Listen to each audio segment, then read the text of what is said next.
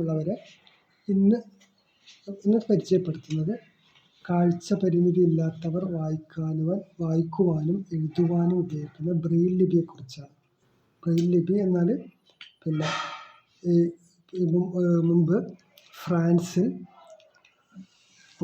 Charles ബാർബിയർ എന്ന സൈനിക മേധാവി രാത്രി വരുന്ന യുദ്ധ സന്ദേശങ്ങൾ അതുപോലെ അങ്ങനെയുള്ള രഹസ്യമായി അതുപോലെ കോഡ് ഭാഷയായി ഉപയോഗിച്ച അതുപോലെ ഇരുട്ടിലൊക്കെ ഇരുന്ന് രഹസ്യമായി വായിക്കാവുന്ന ഒരു സംവിധാനം വികസിപ്പിച്ചെടുത്തിരുന്നു. സോണോഗ്രാഫി എന്നായിരുന്നു അതിൻ്റെ പേര്. അത് 12 കുത്തുകൾ ചേർന്ന ഡോട്ടുകൾ ചേർന്ന ഒരു എഴുത്ത് രീതിയാണ്. 14 കുത്തുകൾ ചേർന്ന ഒരു എഴുത്ത് രീതിയാണ്.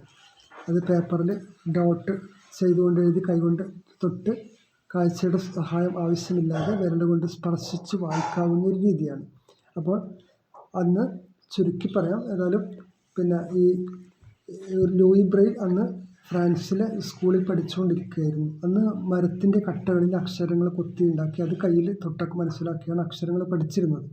അപ്പോൾ ഇത് കാഴ്ച പരിമിതി ഇല്ലാത്തവർക്ക് ഒരു സഹായകമാകും എന്ന അർത്ഥത്തിൽ അദ്ദേഹം ചാൾസ് ബാർബിയർ എന്ന സൈനിക മേധാവി ഇത് നമ്മളെ ലൂയി ബ്രെയിൽ പഠിക്കുന്ന ആ സ്കൂളിൽ എത്തിക്കുവാനിടയായി. അങ്ങനെ ലൂയി ബ്രെയിൽ അതിൽ ചില മാറ്റങ്ങൾ വരുത്തി അത് 14 ഡോട്ടുകൾ 6 ഡോട്ടിലേക്ക് ഒതുക്കി അതിൻ്റെ അക്ഷരത്തിൻ്റെ വലിപ്പം കുറച്ചു.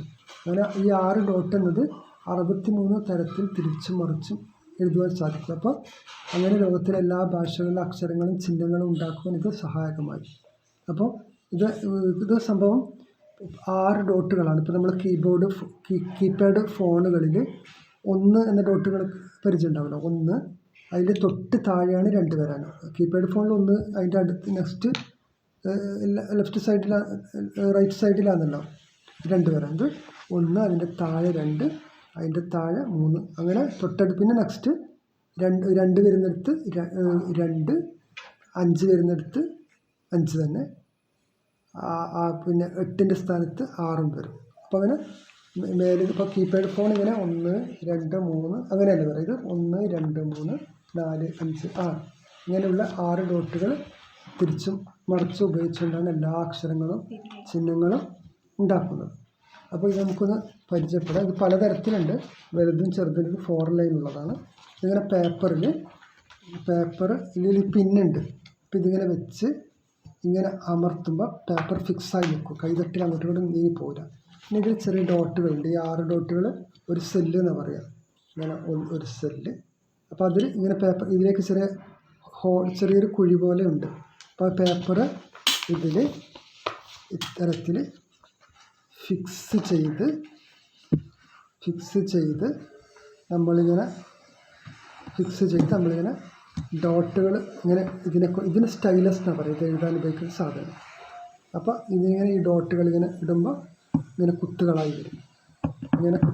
വരും.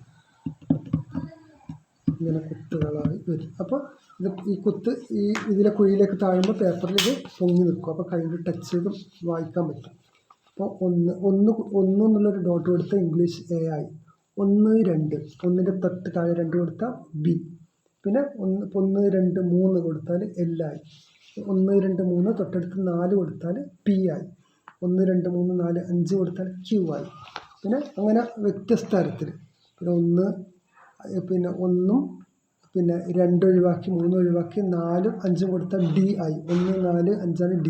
ഇപ്പോൾ എക്സിൻ്റെ കോഡാണെങ്കിൽ 1, 2, 4, 6 അങ്ങനെ ഒരു അക്ഷരത്തിൻ്റെ കോഡ് പഠിച്ചു വെച്ചാൽ അത് ലോകത്തിലെ എല്ലാ ഭാഷകളും വായിക്കുവാനും എഴുതാനും സാധിക്കും. അത്തരത്തിൽ ആണ് കാഴ്ച പരിമിതി ഇല്ലാത്തവർ വായിക്കാനും എഴുതാനും ഉപയോഗിക്കുന്ന സംവിധാനമാണിത്. ഇങ്ങനൊരു ബുദ്ധിമുട്ട് ആർക്കും ഇല്ലാതിരിക്കട്ടെ. പക്ഷേ ഇത് പരിചയപ്പെടുത്തേണ്ടത് കാഴ്ച പരിമിതി ഇല്ലാത്ത സമൂഹത്തിൽപ്പെട്ട ഒരു അംഗം എന്നുള്ള നിലയ്ക്ക് എൻ്റെ ഒരു ബാധ്യതയാണ്. കാരണം ഇതിനിടെ ആകാശവാണിയിൽ ഭിന്നശേഷിക്കാർക്ക് സഹായകമായ ഉപകരണങ്ങൾ പരിചയപ്പെടുത്തുമ്പോൾ ഇത്തരത്തെക്കുറിച്ച് അതിൽ വരുന്ന ആ പരിപാടി ശ്രദ്ധിച്ചപ്പോൾ മനസ്സിലായത് ഒരുപാട് ആൾക്കാർ ഇതൊന്നും അറിയാതെ ഉള്ള ആൾക്കാരുണ്ട്. അപ്പോൾ അവർക്ക് കൂടി ഒന്ന് പരിചയപ്പെടുത്താൻ വേണ്ടി മാത്രമാണ്. അതാണ് ഒന്നുകൂടി പറയുകയാണ്, ഇത്തരത്തിലൊരു പ്രയാസങ്ങൾ ആർക്കും ഇല്ലാതിരിക്കട്ടെ. പക്ഷേ അങ്ങനെ ഒരു സംവിധാനം പരിചയപ്പെടുത്തുകയാണ്. അതുപോലെ തന്നെ മറ്റൊരു കാര്യം കൂടി, കാഴ്ച പരിമിതിയില്ലാത്തവർ കമ്പ്യൂട്ടർ ഉപയോഗിക്കുന്നത് സാധാരണ കമ്പ്യൂട്ടർ തന്നെയാണ്. അതിൽ സ്ക്രീൻ റീഡിംഗ് സോഫ്റ്റ്വെയറാണ് ഉപയോഗിക്കുന്നത്. അതുപയോഗിച്ച് സാധാരണ കമ്പ്യൂട്ടറിൽ അങ്ങനെ ഒരു സോഫ്റ്റ്വെയർ ഇൻസ്റ്റാൾ ചെയ്ത് കഴിഞ്ഞാൽ സ്ക്രീനിൽ വരുന്ന കാര്യങ്ങൾ സ്പീക്കറിലൂടെ കേൾക്കാം. ഇപ്പോൾ കാഴ്ച പരിമിതിയില്ലാത്തവർ ഹെഡ്ഫോൺ ഉപയോഗിക്കുക, അല്ലെങ്കിൽ തൊട്ടടുത്തിരിക്കുന്നവർക്ക് ഡിസ്റ്റർബ് ആകാത്ത രൂപത്തിൽ സൗണ്ട് കുറച്ച് സ്പീക്കറിലൂടെ കേൾക്കും. അപ്പോൾ നമ്മൾ സാധാരണ കീബോർഡ് തന്നെ അതിൽ F-J-ക്ക് 2 ഇങ്ങനെ മാർക്ക് കാണാമല്ലോ, ഇത് കാഴ്ച പരിമിതിയില്ലാത്തവരെ ഉദ്ദേശിച്ചുകൊണ്ടുള്ളതാണ്.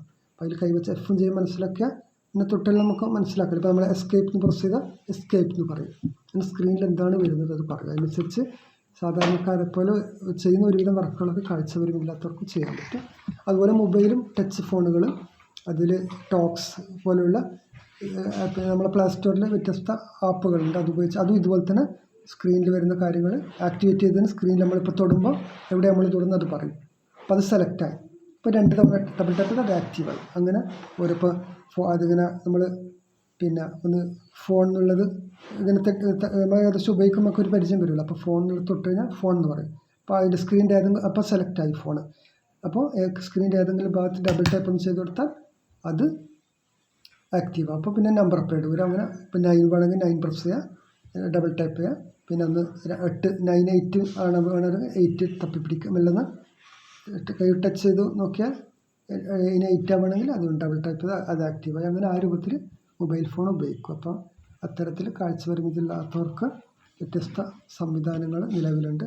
അവരുപയോഗിക്കുന്ന വൈറ്റ് കെയിനുകൾ, മറ്റുള്ളവരെ ഒരു പരിധിവരെ മറ്റുള്ളവർ സഹായമില്ലാതെ യാത്ര ഉപയോഗിക്കുന്ന ഉപകരണമാണ് വൈറ്റ് കെയിൻ. അങ്ങനെ അത്തരത്തിൽ ചില സംവിധാനങ്ങളുടെ അത് ജസ്റ്റ് ഒന്ന് ഈ ക്ലാസ്സിൽ പരിചയപ്പെടുത്തിയെന്ന് മാത്രമേ ഉള്ളൂ. ഈ ക്ലാസ് ഇഷ്ടപ്പെട്ടാൽ സബ്സ്ക്രൈബ് ചെയ്യുക, മറ്റുള്ളവർക്ക് ശ്രദ്ധയിൽപ്പെടുത്തുക. എന്തായാലും ഇത്രയും സമയം ശ്രമിച്ചതിന് നന്ദി. Thank you.